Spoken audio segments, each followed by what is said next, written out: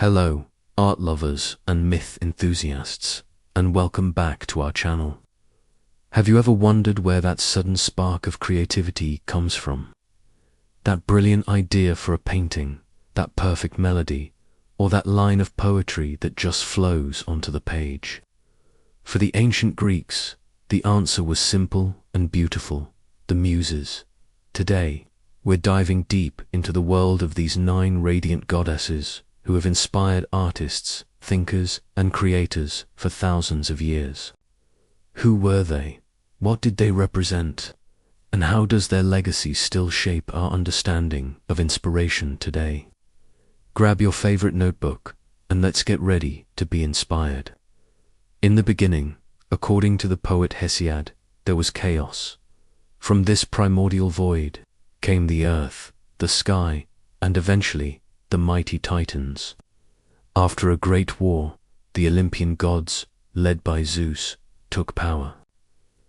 To celebrate this monumental victory, Zeus spent 9 consecutive nights with Mnemosyne, the Titan goddess of memory, and from this union, the 9 Muses were born. Think about that for a second: creativity, born from the union of supreme power and memory. It's a powerful idea, suggesting that all art is a recollection, a way of pulling something from the depths of our collective memory and giving it new form. The Muses were not just pretty faces. They were the very embodiment of knowledge, art, and inspiration, living on the sacred slopes of Mount Helicon and Mount Parnassus, right beside the god of prophecy and music, Apollo, who often served as their leader. So, who were these 9 divine sisters? Let's meet them one by one. First up is Calliope, the eldest and wisest, whose name means beautiful voiced. She was the muse of epic poetry, the one who would have inspired Homer to write the Iliad and the Odyssey. She is often depicted holding a writing tablet, a stylus, or a scroll, ready to capture grand tales of heroes and gods. Next, we have Clio, the proclaimer, who was the muse of history. Her job was to ensure that the great deeds of the past were never forgotten. You'll see her with a scroll or a chest of books, the keeper of humanity's story. Then there's Erato, whose name appropriately comes from the same root as Eros. She was the muse of love poetry and lyric poetry, often shown with a lyre, inspiring sonnets and romantic verses that stir the heart. Moving on, we meet Euterpe, the giver of delight. If you love music, you have her to thank. She was the muse of music and song, particularly flute music. Her attribute is the aos, or double flute, and her presence was believed to bring joy and pleasure to any gathering. Following her is Melpomene, the muse of tragedy. This might sound a bit gloomy, but her role was profound. She presided over the dramatic plays that explored the deepest human struggles and sorrows. She is often depicted with the tragic mask, a club, and wears high-soled boots called cothurnus, which were worn by tragic actors. Her sister, Thalia, offers a perfect balance. Her name means the flourishing, and she was the muse of comedy and idyllic poetry. She's the one holding the comic mask, a shepherd's crook, or a wreath of ivy, reminding us of the importance of laughter and light-heartedness in life. Our final 3 sisters cover the cosmos, the sacred, and the stage. Polyhymnia, the muse of many hymns, was the goddess of sacred poetry, hymns, and eloquence. She's often shown in a thoughtful pose, pensive and wrapped in a long cloak, representing the power of divine praise and serious thought. Then we have Terpsichore, the delight in dancing. She was the muse of dance and choral singing, and her name lives on in the word Terpsichorean, which means related to dancing. She's usually depicted dancing and holding a lyre, embodying the pure joy of movement. And finally, there is Urania, the heavenly one. She was the muse of astronomy and celestial navigation. With a globe and a compass in hand, she guided those who looked to the stars, reminding us that science and art are not separate, but two sides of the same coin of human curiosity and wonder. So, how did one actually get inspired by a muse? It wasn't just about waiting for an idea to strike. Ancient poets and artists would begin their works with an invocation, a direct appeal to the Muses. Think of the opening line of Homer's Odyssey: "Sing in me, Muse, and through me tell the story." This wasn't just a fancy introduction. It was a genuine plea for divine guidance.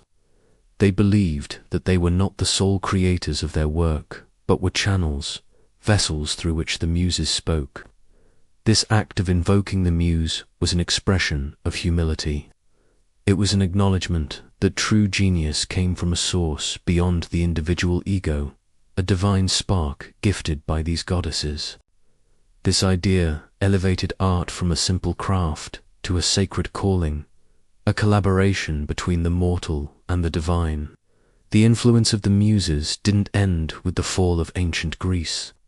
Their legacy flowed through the Roman Empire, where they were equally revered. During the Renaissance, when artists and thinkers rediscovered the classical world, the Muses experienced a massive revival. Botticelli painted them, Shakespeare mentioned them in his sonnets, and Milton invoked a heavenly muse at the start of Paradise Lost. They became a universal symbol for artistic inspiration.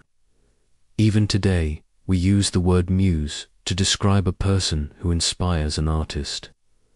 Our museums, the literal homes of the Muses, are testaments to their enduring power. Every time you walk into a gallery, a library, or a concert hall, you are, in a sense, entering a modern temple dedicated to the principles these 9 sisters represent. What can we, as modern creators, learn from the Muses? I think the most beautiful lesson is the interconnectedness of all arts and sciences. The Greeks didn't see a hard line between poetry and history, or between dance and astronomy. They were all branches of the same tree of human knowledge and expression, each nurtured by its own divine force. The Muses remind us to be curious, to explore different fields, and to see the poetry in science and the structure in art. They also teach us the value of memory. Mnemosyne's gift to her daughters. Our creativity is fed by our experiences, our knowledge, and the stories we've inherited. To create something new, we must first honor and remember what has come before. So, the next time you feel that creative block, or when you're searching for that perfect idea, maybe take a moment to think of the 9 Muses. Think of Calliope for your story, Euterpe for your melody, Clio for your research, or even Urania for your scientific query. You don't have to literally pray to them, but you can invoke their spirit. Embrace the idea that inspiration is a combination of your own hard work, your memory, and a little bit of that unexplainable magic.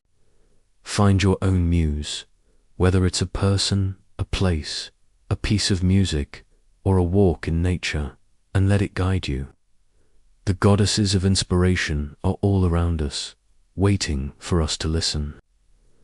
Thank you so much for joining me on this journey to Mount Helicon today. I hope you feel a little more inspired. Which muse do you feel most connected to? Let me know in the comments below. And if you enjoyed this deep dive into mythology and creativity, don't forget to like, subscribe, and hit that notification bell so you don't miss our next adventure. Until next time, keep creating.